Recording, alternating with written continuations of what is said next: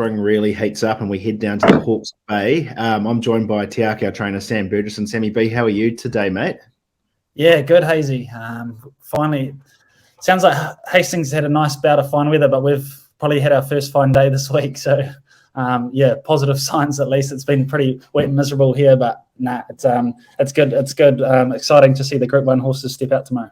Yeah, particularly given Hawke's Bay's been pretty wet the last couple of years, so it's nice to see some good weather and hopefully some good racing. And we were going to try and shoehorn Reese in today to do the Te Akau TV, but he was a bit scared to tip a best bet. So that's probably testament to how competitive the fields are on Saturday. Yeah, for sure, for sure. Like it's obviously the good weather and really good racing and good stakes. Obviously, with Entane coming in, the stakes, even the lower card is really good stake money. So the top horses are out in even fields. So you do need a bit of luck. And yeah, it's barrier draws and rides and things like that. There's a lot of things that come into it. So yeah, it is hard to tip a winner and train one as well. Absolutely. And what a weekend of sport it is. We've got the All Blacks tomorrow morning there, 7:15. I'm guessing you probably will be on the float somewhere on the way down to the Hawke's Bay, so you probably missed that one. Yeah, I think actually we don't have to leave too early just because we're in races 5 onwards, but I think it'll still be hard with track work and things like that. And then the Warriors as well. So yeah, a really good weekend. Hopefully, Sean Johnson's out. So yeah, it's going to be a tough one, but hopefully they can both get the job and a couple of results at Hastings would be awesome. And of course, Imperator is there, the flagship for the Australian stable. We caught up with Ben Gleason earlier in the week and ran through. That was before the barrier draws. She's drawn barrier 7 now after we've spoken with Ben there. Expecting a pretty competitive run from her there, Sam. Yeah, for sure. Obviously, the barrier, we got the visitors barrier. It is only a 7-horse field in saying that, but yeah, it's going to be very interesting. Obviously, Giga Kick and Rothfire last year's winner as well. So.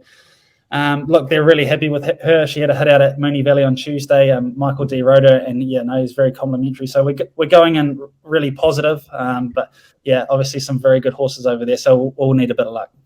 100%. And what a week it's been for the Tangerine as well. Bellatrix Star just got you home there with the best bet there last Saturday. Yeah. It was to be fair to the horse, it was an unbelievable effort over 800. Obviously, she would have learned a lot, got in behind them and rattled home, just got there on the line.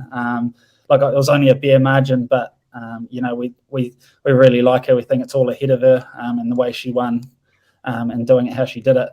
Yeah, we're really positive signs going forward. And of course, you were down there at Riccarton Park there to watch the four winners down there, Viva Vienna, Insatiable, Chella, and It's Business Time. 4 pretty impressive performances. Yeah, for sure. Ashley and Kendall and the team down there are doing a fantastic job. Yeah, Insatiable, he sort of had us scratching our heads a bit last year, but it was good to see him kick off the season on the right note for him. Hopefully he's got, a bit of confidence. He is a bit of a thinker, but he seems to be really enjoying it down there. Really good to see Chella back in. He's obviously had a few soirees down there in the South Island. I think he won as a spring 2-year-old, and so to win 5 years later, it's pretty unreal, to be fair. He seems to be still loving his racing. It's Business Time's probably surprised us how well she won. She looks to be very progressive, and we thought she'd run a cheeky race fresh, but we thought it might have been a bit short. But the way she won, she's hopefully on track for a really nice race during Cup Week. And Viva Vienna, she was really tough. Put herself there on speed and looked headed. But to be fair to her, she's not overly big, but she's extremely gritty and loves the dogfight. So yeah, 4 fantastic winners who hopefully can continue to progress down there. And worth making the trip north there on Wednesday, irrespective of the races getting called off later in the card there. You had 3 winners.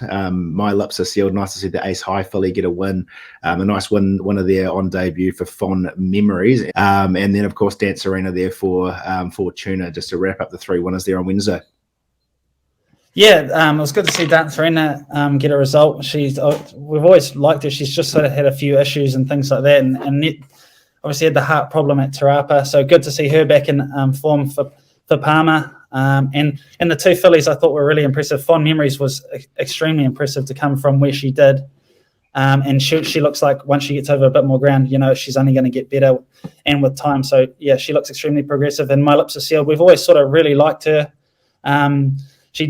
all went wrong on the 2-year-old race. I think it was Craig Zaki's first ride in New Zealand, and she tried to run off on the corner, but seems to be doing everything right this time in. And she's another one that could be in store for some nicer races during spring. Awesome. Well, let's rip into the card there at Hastings, and we kick off there in the listed race 5, the El Roca Sir Colin Meads Trophy. 3-year-old set weights, 1,200 metres. Tokyo Tycoon lines up after an absolute cracking 2-year-old season. Draws barrier 10 with Opie Boston on board. Yeah, he seems to be coming out well. It's sort of hard to get a line on him. He's so laid back. Even Opie said when he got off on Tuesday, he said, look, I think he's going well, but you just don't know because he's so lazy, and he sort of just goes through the motions. So we're hoping he's, on race day, he sort of sparks up a bit. But obviously the ability's there. He's not overly big, but he just knows his role, and he loves the racing. He seems to relax well, do everything well. So look, we're going in with a little bit of confidence. Barrier 10's probably not ideal. Opie's going to have to try and tuck in and get some cover somewhere. But we'll just have to assess how the racing pattern's going during the day, and we'll make a plan from there. But we're really happy with him. He looks a really nice chance. And race 6, the Vet Services Equine Hawke's Bay Premier, rating 75 benchmark. Fashion Shoot draws barrier 2. Niranjan Palmer takes a ride. Yeah, I really like her. I think she gets into this race really well. Nice barrier. Should get a lovely run, and the 2kg cane helps. Palmer knows her well. I think on a good track, she presents as a really strong chance. And race 7 looks a really competitive field. It's the Group 3 Hawke's Bay Poverty Bay Thoroughbred Breeders Association Gold Trail Stakes. 3-year-old fillies, set weights, 1,200 metres. Quintessa, 2 from 2, draws barrier 14, which is a bit of a shame, but has the services of Opie on board. Yeah, unfortunately, we did get a couple of horror draws for Saturday. We're just going to have to leave it up to Opie. Obviously, we really like her, and she's done everything well so far. She still is a little bit green. Even Michael McNair rode her on Thursday, just at her last gallop to tick her off. And he said, she still sort of has a look around and things like that, hence the blinkers. But we're probably going to have to go back from the barrier and just will need a bit of luck. But we really like her as long as she's hitting the line well. She's bred to get over a trip, we'd be pretty happy. Just needs a bit of luck. Great. Race 8, the world's best sprinter, Lucky Swainess Premier, rating 75 benchmark. Belle of the Ball carries the top weight, but gets the services of the apprentice Niranjan Palmer, claiming 2 there, drawn barrier 6. Yeah, she looks a nice chance. She seems to have come back well. The trials have just been okay, but her track work here on Tuesday was, really positive. So Palmer, with the 2 kilos off, really helps. She gets in nicely just into a 75 to kick off her campaign. But another one, we'll just be happy to see her hitting the line. But with a little bit of luck, I wouldn't be surprised if she lobbed up somewhere. And race 9 there, the Group 1 Westbury Stud Tarzino Trophy, weight for age 1,400. This is the race that the people will be turning up to see on Saturday. Probably one of the more competitive Group 1 fields we've seen in New Zealand in a while there, Sam. Yeah, like you say, it is a fantastic field. There's some fantastic gallopers on there. And obviously we'll need a bit of luck. Brando, unfortunately, drew the outside, so he's out in the car park again like the Foxbridge. But his work has been fantastic since.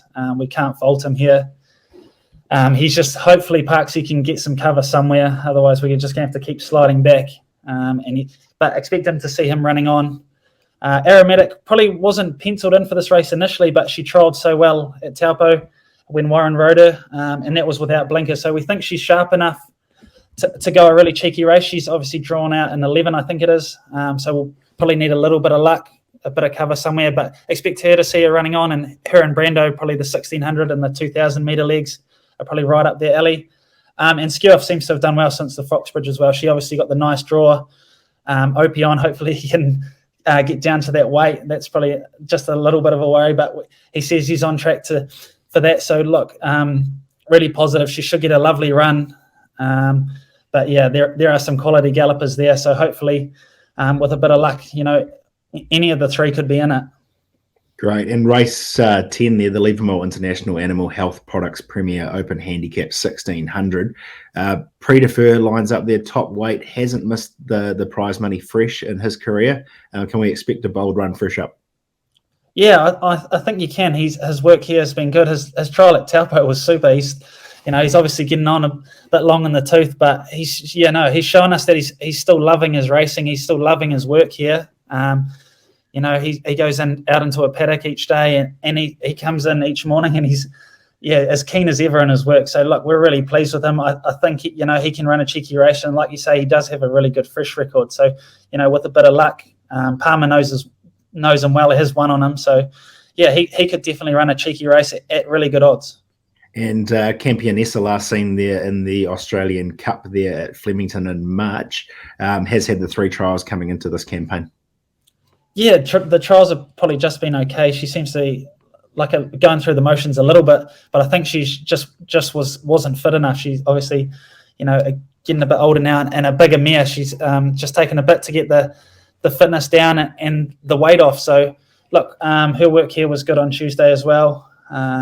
She's obviously a classy mare. It's a serious drop down in class from the Australian Cup. So like if she's fit enough, she'll be there. So hope he knows her well. So another one that looks a nice chance. And Fierce Flight there, he was one of the big improvers there last season. After he started chalking up a couple of wins there at Matamata in December, he went on to place in 2 listed races before winning the Hawke's Bay Cup on the same track. He's one that could give a sight. Yeah, for sure. He's at massive odds. Obviously, probably 1,600 is short of his best, but it's a good kickoff point. I think he's 2 from 2 at Hawke's Bay. He's a funny horse. He's got a few tricks, and he probably lets himself down when he lugs in. But barrier 1, we'll leave it up to Warren to see what he does. But he could run a cheeky race. Yeah, he does love it there, and the ability as well. He's got it. So a really good team of runners at Hawke's Bay. Great. Can you tip us into a best bet? Tough out there. Yeah, very tough. I think Fashion Shoot. I think she's even over $2 a place, but. Yeah, I really like her as an each-way bet. I think barrier 2, Palmer gets in well with the claim. Back to a rating 75 is fresh up, and what she's shown us here at home, we're going in with a little bit of confidence. So really pleased with how she's coming up. Great. Well, thanks for your time, Sam. I guess a look ahead to next week. Sunday brings the New Zealand Thoroughbred Horse of the Year Awards. Mark Walker's obviously going to be taking the award for winning the Trainers Premiership, and will be a nominee for Trainer of the Year. In the Champion Sprinter Mile category, Imperatriz and Prix de Fer both hold nominations. In the Champion 2-year-old category, Tokyo Tycoon and Trobiand both sit there. And then within the Horse of the Year category, lots of horses nominated there, but Imperatriz, Prix de Fer, Tokyo Tycoon, and Trobian and Zurian all hold nominations there as well. So should be a pretty exciting night, and good to celebrate what was a great season last year, Sam. Yeah, for sure. Like you say, it's good to celebrate. Obviously, it's been a really successful season for us, and it's good to celebrate the success. Obviously, it's been a lot of hard work by a lot of people here. So, it's just a massive thank you, to all the staff and the owners and things like that. It has been a huge season and highly successful. So it will be good to just reflect on it on Sunday and have a few drinks and just have a look back at the season that was. Fantastic. Well, thank you for your time, and go the All Blacks, go the Waz, and go the Tangerine. Yeah, exactly, Hazy. Exciting weekend ahead. Hopefully, with a bit of luck, a few winners, and the sporting as well. So really looking forward to it. Fantastic. Cheers, mate. Well, we're back for an exciting episode of Te Akau TV this week, and I'm joined by the new Te Akau Australia assistant trainer, Ben Gleason. Ben, great to have you on the show this week. How are you tracking starting your new role at Te Akau? Yeah, terrific. Thanks for having me, Hamish. It's been a smooth couple of weeks. The horses arrived last Monday, so they've been here a week and a half now and settled in really well. You'll see on the social medias we took Imperatriz to Moonee Valley yesterday for a nice gallop, so the star of the show is on track for her first race on Saturday at Moonee Valley, and the other handful of horses have settled in well and all had a gallop, and really pleased with them. Fantastic. Well, we'll touch on Imperatriz in a second in the lead up to obviously her racing the McEwen Stakes there on Saturday and some of the other horses in the barn. But I thought we'd just get to know you a little bit more, and for some of our owners out there that that obviously haven't met you in person. I'm sure they will over the coming months if they do have are lucky enough to have a horse on the Australian shores. But a bit of background about you. So you're Melbourne born and bred, Ben? Yeah, correct. Grew up about an hour and a half from Melbourne in a little country town called Euroa. So it's actually sort of the horse haven of Victoria for breeding and whatnot. So I was sort of born into it with my dad a breeder and my mum a trainer. And then I moved down to Melbourne after school and have been there over the years with a couple of years in Europe at the same time. Awesome. And that time in Europe must have been awesome. You were with Hugo Palmer. Correct. Yeah. Did the 2 years over there. Was with Hugo the whole time. Had an amazing experience. I was lucky the first year we had a Guineas winner in Galileo Gold, and it was a really good opportunity. And the second year I went across and ran a barn separately to the stable, which was a great learning curve, and held me in good spirits. Got to spend time in Ireland. Got to see Aidan O'Brien's facility. Spend time in France. So it was a good all-around learning curve, and certainly held me in good stead to come back to Australia. Awesome. And on the Australian shores, I guess you've worked under some pretty experienced Australian trainers there with the likes of Lee and Shannon Hope, Henry Dwyer, of course, Peter Moody, who's well known in New Zealand and the trainer of I Wish I Win, and more recently, Danny O'Brien, who you've spent the last 5 years with. Yeah, of course, they're all well regarded and held in high esteem trainers, which have shaped me over the years. Starting from Lee and Shannon, where everyone teaches you different aspects of training and life, and work ethic's probably the highest to be able to be successful in this industry, and that certainly stemmed from Lee and Shannon. And over the years, Henry taught me to track ride, and that was a good tool to be able to take to Europe and ride track work and get an understanding for that. And moods, the 2 years there, just after Black Caviar, unfortunately, didn't get to be there for the superstar that is, but I was there with some very high quality horses like Dissident and whatnot, and Moody was an amazingly well-oiled machine. And then coming back 5 years at Danny, arguably the most important 5 years of my life, and got to be part of the Melbourne Cup with Vandeclaire and horses' careers like Russian Camelot, Miami Bound. So I had an amazing time with Danny between Flemington and his beach facility, Bowen Heads, which certainly rounded out my sort of understanding of training racehorses. Awesome. Some exciting names there. And of course, you were across in New Zealand a couple of weeks ago. Was that your first time in New Zealand? It was. I'm ashamed to say I've done plenty of travel, but I've always wanted to come across New Zealand, especially to have a ski and experience, the amazing mountains over there. But that was my first experience. So got to spend the mornings at Matamata for track work with Mark. Was incredibly well looked after and got to see the incredible regime of Mark Walker and Sam and the Tiaco banner, and then came out to the farm where David and Karen entertained us, and got to see the amazing farm that is, the luscious grounds. I don't think I've ever seen a farm as well manicured as that. And then had a lovely dinner with Mark and Karen and David, so it was terrific. Fantastic. So pretty much early days there in Cranbourne. So the stable facility is still a wee while away. But for now, you've got a few horses there in the barn. Imperatriz headlines the races there on Saturday. How was she going? She's obviously got Mick D on board on Saturday. How'd she go on her track work yesterday? Yeah, we were really pleased with her. Obviously, I'm getting to know her a little bit as well. So I was fortunate enough to watch her gallop with Legato while in New Zealand, and she trucked up strongly. So yesterday, she just sat off a horse of Kieran Maher and David Eustace and sort of peeled up beside her and poked her head in front late. Mick said she travelled up terrifically on the bridle. Sort of 2 to 3 minutes post gallop, she recovered well, breathing well. The action was terrific, and this morning just got her out for a little trot up and a treadmill, and she's moving fantastic. And since she's arrived, honestly, she's had her head in the feed bin every second of the day. She's happy. She's got her head looking out the window and taking it all in. So I've been really impressed with how professional she is and the attitude on her. Fantastic. So a pretty small but competitive wee field there with some, sprinting class Queensland horses coming across to Melbourne. And of course, the Everest winner there in Giga Kick. So not her grand final this weekend, but it'll be nice to see her run on and be in the finish. Yeah, definitely. It's going to be, I just had a look at progressive acceptances, and there'll be 7 horses in the field. And it'll be a great chance to get a measure as to where she's at in comparison to Giga Kick. Probably the best sprinter, equal best sprinter in Australia at the moment with I Wish I Win. and he looked an imposing figure there yesterday. So I think the 1,000 might be a little bit sharp for him. We'll see, but it'll be great to see how she measures up. As you said, the Queensland horses, they'll probably have the speed, and they'll probably be pretty drilled down for a race like this. If this Queensland trainers can pinch a group too early in the spring, that's sort of their spring made. So, yeah, if she can be dependent on gate, hitting the line off the back of a lovely run, and at least finishing top 3 or top 2, that'd be a great kickoff.